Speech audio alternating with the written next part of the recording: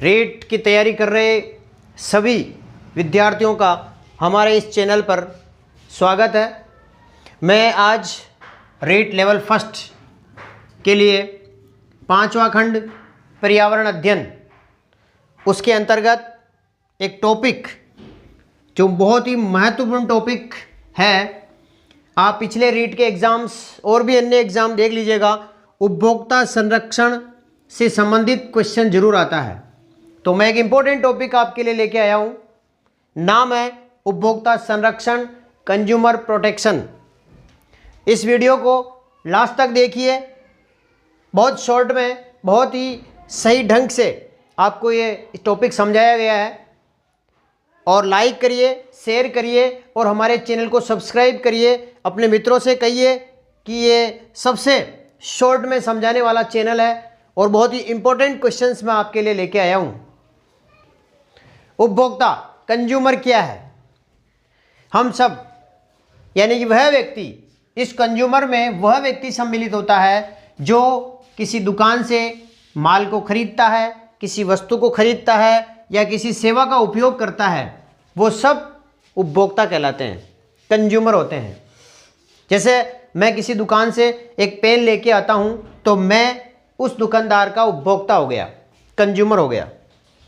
अब आते हैं उपभोक्ता संरक्षण क्या है, कंज्यूमर प्रोटेक्शन क्या है। नाम से स्पष्ट है, उपभोक्ता के अधिकारों की रक्षा करना। ये आरटेड 2011 में एक क्वेश्चन आया था कि हम यदि किसी ठगी के शिकार हो जाए तो हमें कहाँ जाना चाहिए, तो हमें उपभोक्ता संरक्षण मंच में, उपभोक्ता संरक्षण कानून के उस वहाँ जाना चाहिए, उस जहाँ हमारा अधिकारों की रक्षा हो सके। इसे त्रिस्तरीय आगे पढ़ेंगे इसके बारे में। उपभोक्ता का शोषण क्यों होता है, एक कंज्यूमर का शोषण क्यों होता है? नंबर 1, उपभोक्ता का अशिक्षित होना भी एक कारण हो सकता है कि उसका शोषण हो रहा है। उदासीनता, उपभोक्ता को, कंज्यूमर को ये अपने अधिकारों के, अपने राइट्स के बारे में पता नहीं होना भी एक कारण हो सकता है शोषण का। तीसरा, किसी चीज़ का एकाधिकार किसी व्यक्ति के पास होना, वो भी एक उपभोक्ता के शोषण का कारण हो सकता है। चौथा, मांग व पूर्ति में संतुलन नहीं होना भी उपभोक्ता का शोषण का कारण हो सकता है। विश्व उपभोक्ता दिवस कब मनाया जाता है? क्वेश्चन बन सकता है, महत्वपूर्ण क्वेश्चन याद कर लीजिएगा। विश्व उपभोक्ता दिवस 15 मार्च को, विश्व उपभोक्ता दिवस 15 मार्च को। उपभोक्ता के क्या क्या राइट्स हैं, अधिकार हैं, इसके बारे में जान लीजिए।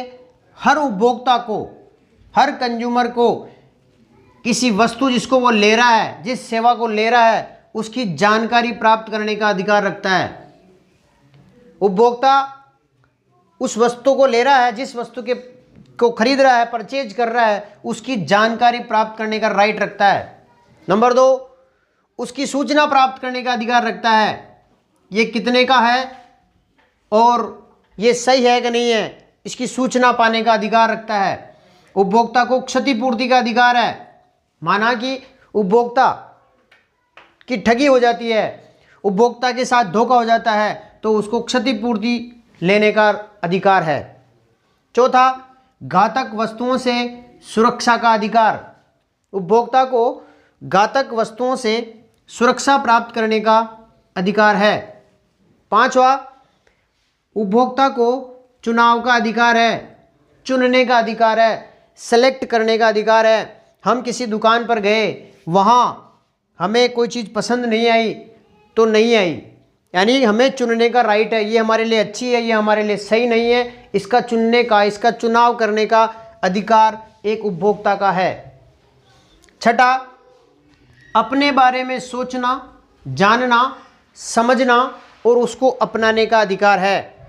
सातवां जो अधिकार है उपभोक्ता का, वो है स्वस्थ वातावरण का अधिकार। उपभोक्ता के कर्तव्य, उपभोक्ता की ड्यूटीज़ क्या है? क्रय से पूर्व वस्तु के बारे में जानकारी प्राप्त करना उपभोक्ता का कर्तव्य है। कोई भी वस्तु यदि वो क्रय कर रहा है, उससे पूर्व उस वस्तु के बारे में जानकारी प्राप्त करना। नंबर 2, कोई पैकिंग की गई वस्तु पर जो लेबल लगी हुई है उसको आवश्यक रूप से देखना कि ये कब एक्सपायर हो रही है, इसकी उपयोगिता कितनी है और इसमें कौन कौन से कंटेंट्स हैं, इसको आवश्यक रूप से देखना उपभोक्ता के कर्तव्यों में शामिल है।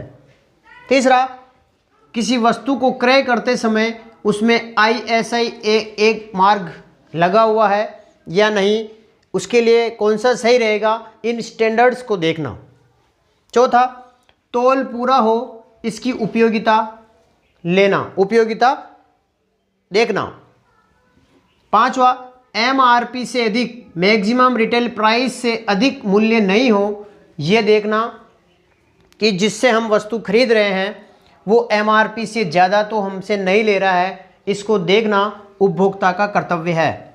छठा, गारंटी व वारंटी की शर्तों को आवश्यक रूप से पढ़ लेना कि इस वस्तु को खरीदने के पीछे कि कौन सी गारंटी और वारंटी की शर्तें हैं, उनको अच्छी तरीके से रीड कर लेना उपभोक्ता का कर्तव्य माना गया है। सातवां, केस मेमो अवश्य प्राप्त करना। यदि हम किसी वस्तु को बाजार से खरीदते हैं, किसी वस्तु को लेते हैं, तो उसका केस मेमो यानी रसीद अवश्य प्राप्त करें, ऐसा भी उसका कर्तव्य माना गया है। आठवां, शोषण व अन्याय के विरुद्ध उपभोक्ता मंच में अपनी शिकायत प्रस्तुत करना। चलिए इंपॉर्टेंट क्वेश्चन की तरफ बढ़ते हैं। उपभोक्ता संरक्षण कानून बहुत बार एग्जाम्स में आया हुआ है, रीट 2015 में भी आया हुआ है। 1986 1986 राष्ट्रीय उपभोक्ता संरक्षण कानून या उपभोक्ता संरक्षण अधिनियम 1986 यह संसद से पारित हुआ था 24 दिसंबर 1986 को और पूरे देश में, जम्मू कश्मीर को छोड़कर पूरे देश में लागू हुआ 15 अप्रैल 1987 को। उपभोक्ता संरक्षण अधिनियम 1986 इम्पोर्टेंट है, त्रिस्तरीय है। त्रि का मतलब 3 स्तर से उपभोक्ता संरक्षण अधिनियम काम करता है। नंबर 1 राष्ट्रीय स्तर, राष्ट्रीय आयोग, राज्य स्तर, राज्य उपभोक्ता संरक्षण आयोग। तीसरा जिला स्तर, जिला उपभोक्ता मंच। हम ऐसे भी कर सकते हैं, जिला स्तर, फिर राज्य स्तर और फिर राष्ट्रीय स्तर पर, यानी कि त्रिस्तरीय व्यवस्था की गई है इसमें, न्यायिक व्यवस्था। अब क्या हुआ, एक नया उपभोक्ता संरक्षण अधिनियम आया, वो आया 2019 में। इस रीट के लिए ये इम्पोर्टेंट हो सकता है कि नया उपभोक्ता संरक्षण अधिनियम कब लागू हुआ, की स्वीकृति 9 अगस्त 2019 को हुई और ये संपूर्ण देश में लागू हो गया। इस नए उपभोक्ता संरक्षण अधिनियम 2019 ने 1986 के उपभोक्ता संरक्षण अधिनियम का स्थान लिया है। इसको अच्छी तरीके से नोट कर लेना अपनी नोटबुक में, शायद ये आपको अच्छी तरह से समझ में आ रहा होगा। उपभोक्ता संरक्षण परिषद, उपभोक्ता संरक्षण परिषदें जो हैं वो 3 हैं, त्रिस्तरीय 3 परिषदें हैं। केंद्रीय उपभोक्ता संरक्षण परिषद, जिसे केंद्रीय परिषद कहते हैं, यह देश की उपभोक्ता मामलों की सर्वोच्च परिषद है। इसका अध्यक्ष कौन होता है? केंद्रीय उपभोक्ता संरक्षण परिषद का अध्यक्ष कौन होता है? केंद्र सरकार का उपभोक्ता मामलों के विभाग का प्रभारी मंत्री केंद्रीय उपभोक्ता संरक्षण परिषद का अध्यक्ष होता है। इसका उपाध्यक्ष कौन होता है? केंद्र सरकार का खाद्य व नागरिक आपूर्ति मंत्री केंद्रीय उपभोक्ता संरक्षण परिषद का उपाध्यक्ष होता है। अब आते हैं, चलो इसमें देख लेते हैं, इसके अधिकतम सदस्य 36 हो सकते हैं। अधिकतम सदस्य 36 हैं, इसमें अध्यक्ष और उपाध्यक्ष को भी शामिल किया गया है। अब आता है राज्य उपभोक्ता संरक्षण परिषद, राज्य परिषद। यह उपभोक्ता संरक्षण में राज्य की सर्वोच्च परिषद होती है। इसका अध्यक्ष राज्य सरकार में उपभोक्ता मामलों का प्रभारी मंत्री इसका अध्यक्ष होता है। इसमें अधिकतम सदस्य 10 हो सकते हैं। तीसरा आता है जिला उपभोक्ता संरक्षण परिषद। जो प्रत्येक ज़िले में इसकी स्थापना की जाती है और इसका जो अध्यक्ष होता है जिला उपभोक्ता संरक्षण परिषद का, वो जिलाधीश होता है। आप नोट कर लें, ये परिषदें भी बहुत बार एग्जाम में पूछी जा सकती है। उपभोक्ता विवादों का समाधान कैसे होता है? माना कि कंज्यूमर के साथ ठगी हो जाती है, कंज्यूमर को ठग लिया जाता है, कंज्यूमर के साथ अन्याय हो जाता है, धोखा हो जाता है, तो उन ऐसे विवादों को किस प्रकार से सुलझाया जाता है? तो सबसे पहले वो उपभोक्ता अपने संबंधित जिला में जाएगा, जिले के आयोग में जाएगा, जिला उपभोक्ता मंच में जाएगा। इसके बारे में पढ़ते हैं। जिला आयोग या जिला उपभोक्ता मंच क्या है? इसका कार्यक्षेत्र संबंधित जिला है, यानी उस पूरे जिले के व्यक्ति उसमें अपनी फरियाद लेके जा सकते हैं। दूसरा, उसका अध्यक्ष के बारे में जानकारी लेते हैं कि जिला आयोग या जिला उपभोक्ता मंच का अध्यक्ष कौन होता है। तो वर्तमान या सेवानिवृत्त जिला व सेशन न्यायाधीश उसका अध्यक्ष होता है। अध्यक्ष की नियुक्ति कौन करता है? समिति की सिफारिश पर राज्य सरकार करती है। उसमें सदस्य कितने होते हैं? तो न्यूनतम 2 सदस्य होते हैं, जिसमें कम से कम 1 महिला होनी चाहिए।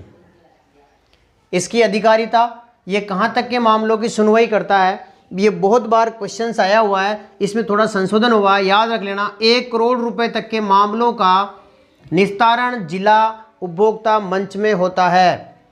समझ में आ रही ना आपको? नोट कर लेना, 1 करोड़ रुपए तक के मामलों का निस्तारण जिला उपभोक्ता मंच में होता है। ये जिला उपभोक्ता मंच प्रत्येक जिले में स्थित है।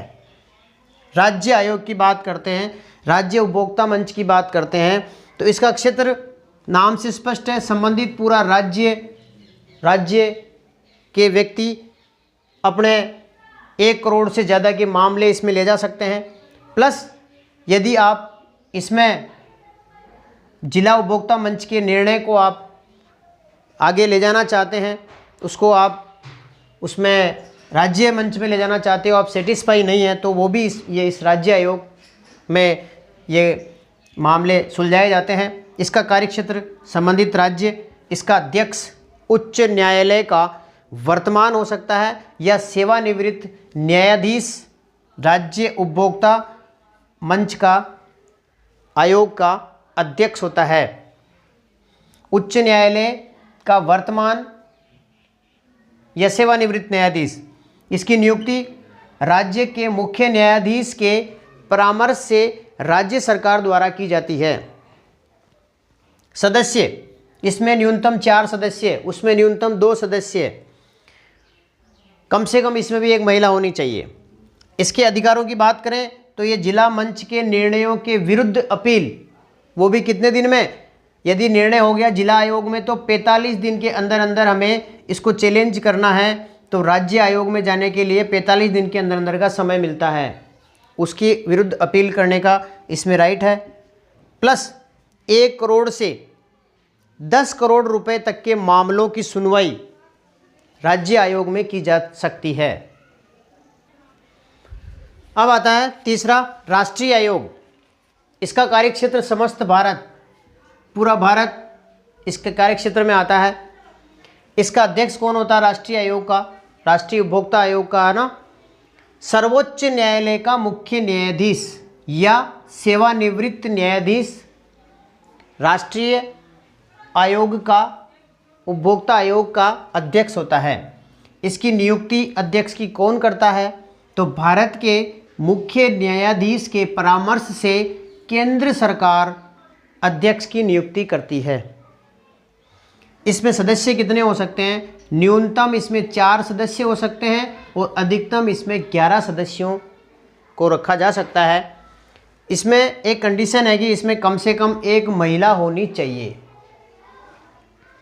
अधिकारों की बात करें तो राज्य आयोग के विरुद्ध अपील करने का अधिकार, अपील कर सकते हैं कोई भी व्यक्ति, लेकिन इसमें 30 दिन के अंदर अंदर ये अपील की जा सकती है। दूसरा, 10 करोड़ रुपए से अधिक के मामले इस राष्ट्रीय आयोग में सम्मिलित किए जाते हैं। तीसरा, केंद्रीय प्राधिकरण के आदेश के विरुद्ध अपील सुनने का भी इसमें ये राइट है इसको, राष्ट्रीय आयोग को। तो इस प्रकार से ये उपभोक्ता संरक्षण का जो टॉपिक है ये यहीं समाप्त होता है। बहुत बार एग्ज़ाम में आए हुए हैं इसके क्वेश्चंस, इसलिए इसको अच्छी तरह से समझ लेना। आप अपनी नोटबुक में लिख लेना। आप हमारे इस चैनल को लाइक करें, शेयर करें और आपको अच्छा लगे तो कमेंट ज़रूर करें। आप सभी का बहुत बहुत धन्यवाद।